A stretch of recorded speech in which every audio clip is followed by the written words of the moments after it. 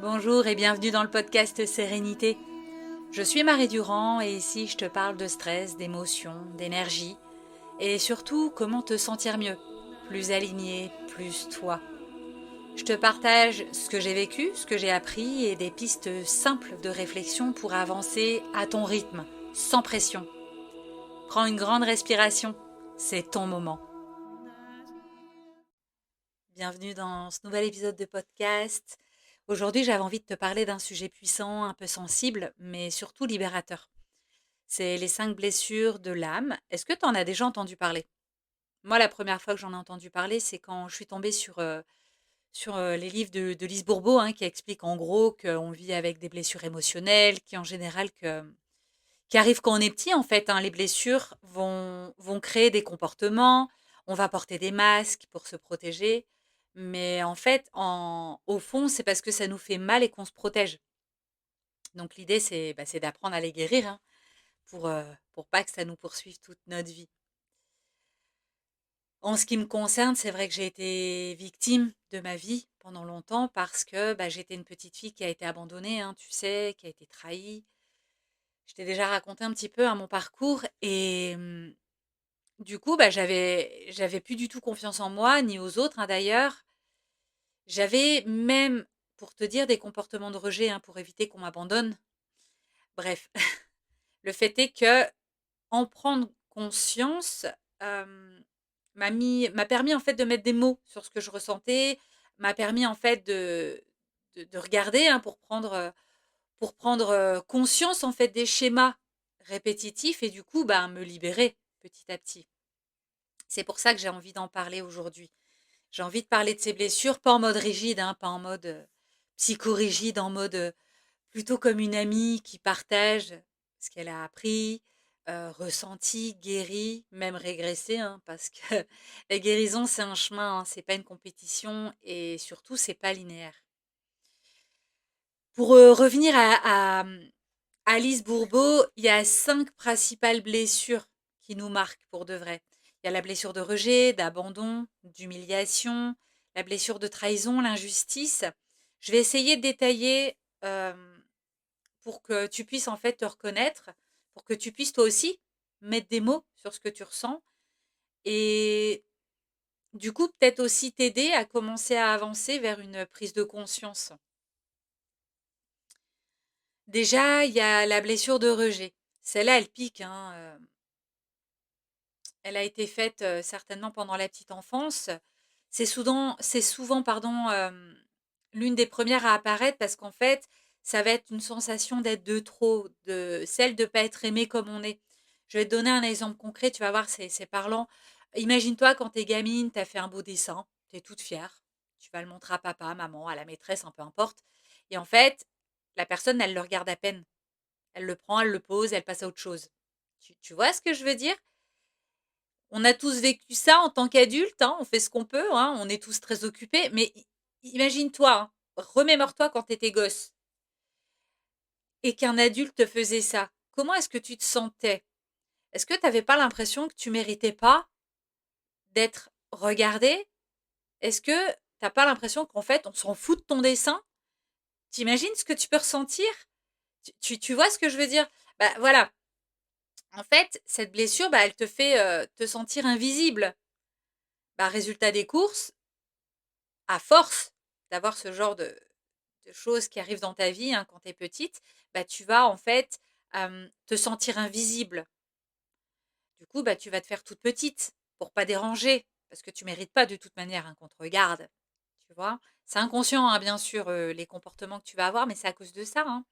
Tu vas avoir peur de prendre ta place, de porter ta voix. Tu vois? Il y a ensuite la blessure d'abandon. Celle-là, elle me fait mal en particulier parce qu'elle touche mon histoire. Celle-là, je l'ai vécue personnellement, hein, je me suis jamais sentie en sécurité, ni écoutée, ni soutenue. J'ai été abandonnée, hein, quand j'étais petite, tu le sais, hein, je vous avais déjà raconté. La solitude fait que, de plus en plus, on est prêt à tout, en fait, pour pas être seul. Je sais pas comment expliquer. Moi, j'ai noué des liens toxiques juste pour pas être seule.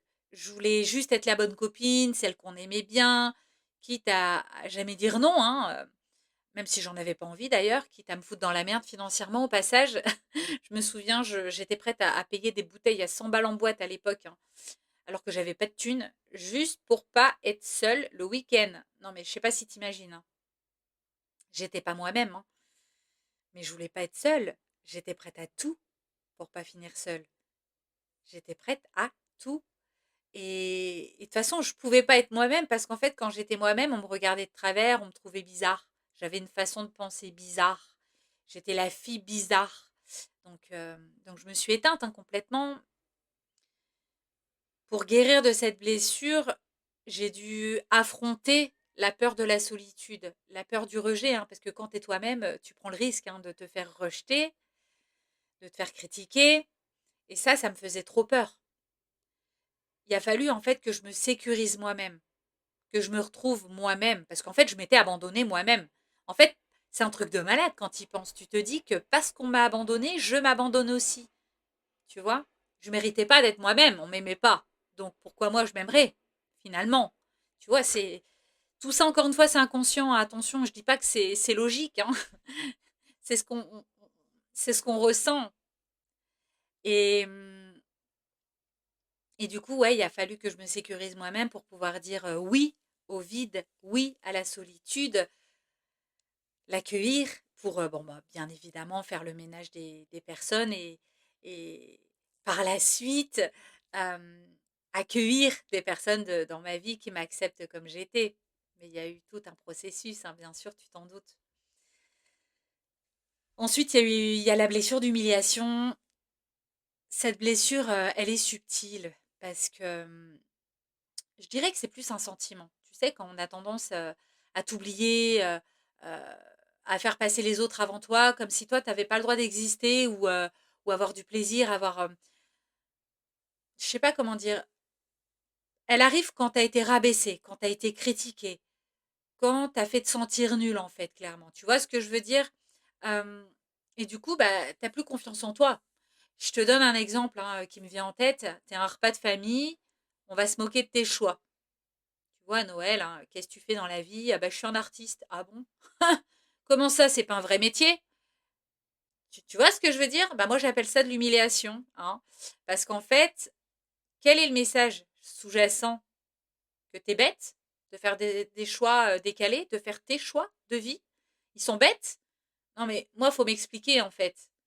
Parce qu'on fait des choix différents des membres de notre famille, on est bête? Comment est-ce que vous voulez qu'on prenne confiance en nous?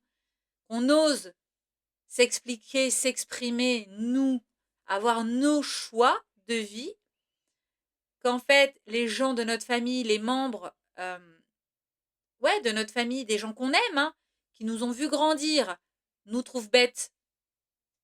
Je sais pas si tu vois ce que je veux dire, hein. Le pire, en fait, vraiment, hein, le pire, à mon sens, c'est qu'on va encore se poser les questions. On va pas remettre en cause le jugement des autres. Ben non, ce serait trop facile. On va se remettre en question. On va se dire qu'en fait, bah, ces gens-là, ils ont raison. C'est nous qui avons tort de penser comme on pense. Et on en a honte. On a honte de qui on est. On a honte de nos choix. On a honte. C'est horrible. C'est horrible d'avoir honte de qui on est, de nos pensées. On a honte de sa vie. Enfin, c'est un truc de malade. Qu'est-ce que ça va créer chez toi si tu as honte de toi, en fait? Bah, du coup, tu vas plus oser parler, tu vas plus oser t'exprimer, tu vas fermer ta bouche, te renfermer. Bah, dans tous les cas, si tu ouvres ta bouche, tu vas te faire critiquer. C'est horrible. Je me rends compte, hein, en général, qu'en plus, on va se faire critiquer par des personnes qui s'aiment pas, qui n'aiment pas leur vie, des personnes qui n'ont peut-être même pas fait leur propre choix, qui n'ont peut-être même pas osé faire réaliser leurs rêves. Non, mais c'est un truc de malade. C'est des personnes qui vont te juger, te rabaisser. Mais bon, ça, on s'en rend compte quand on est plus grand, hein, parce que quand tu es enfant, t'as pas encore ce discernement. Du coup, bah, ça te crée des blocages. C'est un gros cercle vicieux. C'est la merde. Désolée, hein. Je te parle maintenant de la blessure de trahison. Celle-là aussi, elle me touche assez, hein, parce que, bon, bah, bien évidemment, elle a fait partie de ma vie.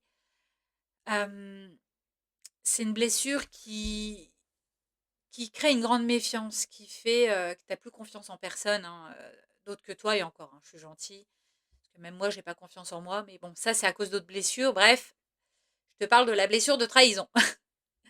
La blessure de trahison, je dirais que c'est quand tu as l'impression qu'on t'a planté un couteau dans le dos. C'est pas toujours le cas, mais bon, c'est ce que tu ressens, hein, tu vois, des promesses d'adultes qui sont pas tenues.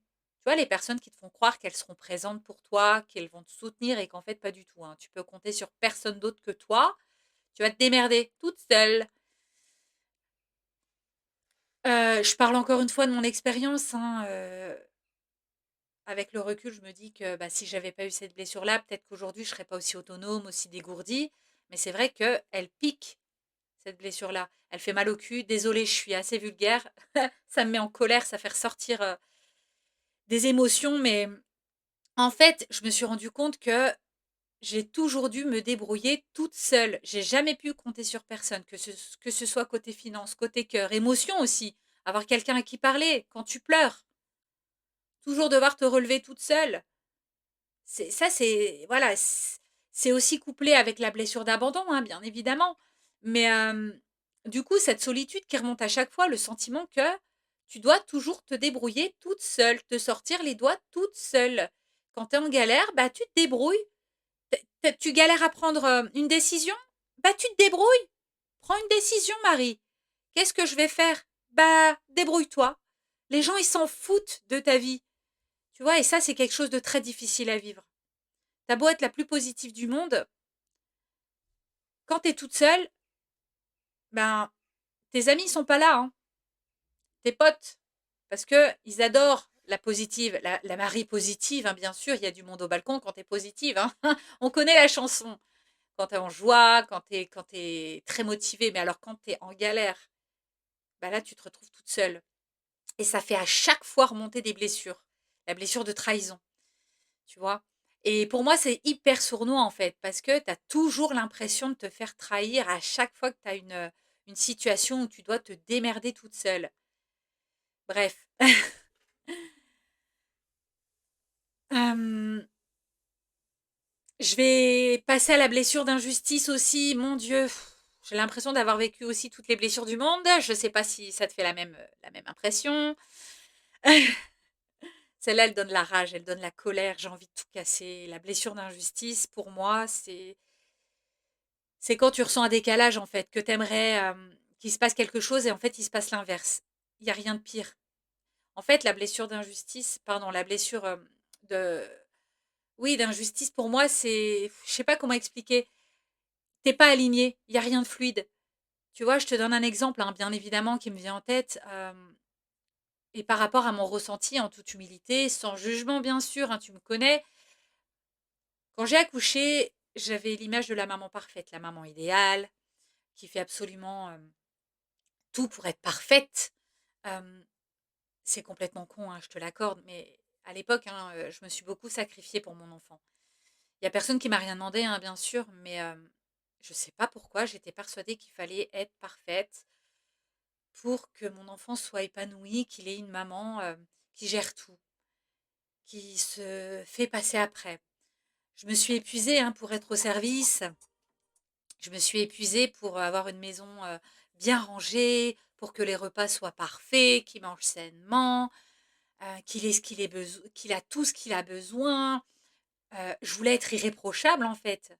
Je me suis dit qu'il fallait que je sois forte, que je montre pas mes blessures, mes faiblesses, que je sois carrée, que tout soit propre chez moi. Bref, t'imagines la pression, hein, dans laquelle j'étais, mais en fait à l'intérieur de moi, j'étais en train d'exploser. J'étais en train d'exploser parce que personne faisait ça pour moi. Personne prenait soin de moi. Personne se sacrifiait pour moi. C'est pas juste. Je devais tout gérer toute seule. C'est pas juste. Pourquoi il y a personne qui m'aide? Tu vois ce que je veux dire? Pourquoi mon conjoint, quand lui rentre du boulot, il se repose? C'est pas juste. Moi, quand je rentre du boulot, je me tape toute la merde. C'est pas juste. Je sais pas si tu vois où je veux en venir. Mais en fait, il y a personne, hein, qui me disait qu'il fallait faire ci, il fallait faire ça, mais c'était moi qui me l'imposais moi-même et en plus, je ressentais la blessure d'injustice, c'est pas juste, bref. Je sais pas si tu vois un petit peu dans quel état je pouvais me mettre, mais ce qu'il fallait vraiment apprendre à guérir, c'était m'autoriser à être vulnérable, m'autoriser à vivre dans le bordel, m'autoriser à être vulnérable, à accepter de ne pas être la maman parfaite, la maman idéale, l'épouse idéale, j'avais le droit de ne pas prendre soin de moi, j'avais le droit d'être fatiguée. Ça, je l'acceptais pas. Je me mettais une telle pression et derrière, c'était pas juste. C'est un truc de malade. Bref, c'est libérateur hein, quand tu commences à accepter que bah ouais, t'es pas parfaite et que j'ai le droit de me faire passer en premier et d'accepter que bah, mon enfant a une maman qui est pas parfaite. Bah oui. Bref, il y a beaucoup de situations dans la vie où je suis sûre que tu ressens aussi l'injustice. Je pourrais en parler des heures, hein. J'avais juste envie d'illustrer, de donner un exemple. Donc, euh, donc voilà. Quoi qu'il en soit, je veux que tu retiennes une chose, hein. Une seule chose, c'est que toutes ces blessures, en fait, elles sont pas là pour te détruire. Elles sont pas là pour te rendre la vie difficile. Au contraire, elles sont là comme des messages, en fait, pour te ramener à toi, pour, pour te montrer, en fait, qu'au fond, il faut que tu apprennes à t'écouter, que tu reconnaisses, en fait. Tu as certainement une ou plusieurs de ces blessures, mais il faut que tu saches un truc, c'est que tu n'es pas seul, hein. On a tous des blessures. On en a peut-être même plusieurs. J'ai l'impression de toutes les avoir, moi, hein. Tu me diras en commentaire ce que tu en penses. Mais ce qui est intéressant vraiment, c'est que je trouve, c'est que le fait de conscientiser, de mettre des mots, ça permet d'apprendre à se connaître. Ça permet de faire son chemin, un pas à la fois, hein, surtout. T'as pas besoin de tout gérer d'un coup, hein. Mais juste mettre des mots sur ce qu'on ressent et accepter. C'est OK, c'est OK. Si cet épisode t'a parlé, bah écoute, moi je t'invite à me rejoindre peut-être sur mon groupe Telegram, mon Insta, hein, peu importe. Je partage hein, plein de trucs comme ça. Si tu as envie d'aller encore plus loin, sache que je propose des accompagnements, des coachings énergétiques, des guidances, des soins. Euh, ce qui est sympa, je trouve, hein, avec mes programmes, c'est qu'ils sont assez interactifs en fait. On échange, on discute. J'essaye vraiment d'accompagner one-one, tu vois, vraiment.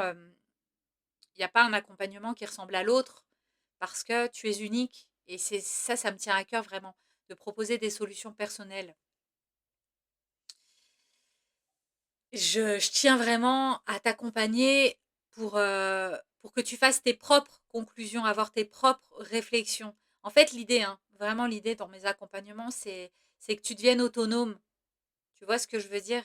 Dans ton cheminement personnel. Et ça, c'est vraiment quelque chose qui me tient à cœur aussi.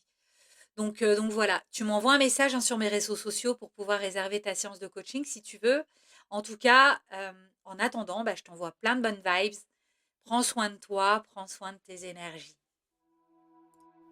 Merci d'avoir été là pour ce moment avec moi. Si tu as envie d'aller plus loin, viens me retrouver sur mon canal Telegram. Je partage plein d'autres trucs utiles et inspirants hein, pour t'aider à retrouver ton énergie, à rayonner vraiment. Et si tu as aimé l'épisode, merci de partager à une copine, à me laisser une note, à me laisser un petit mot. En tout cas, je te dis à très vite et surtout, prends soin de toi.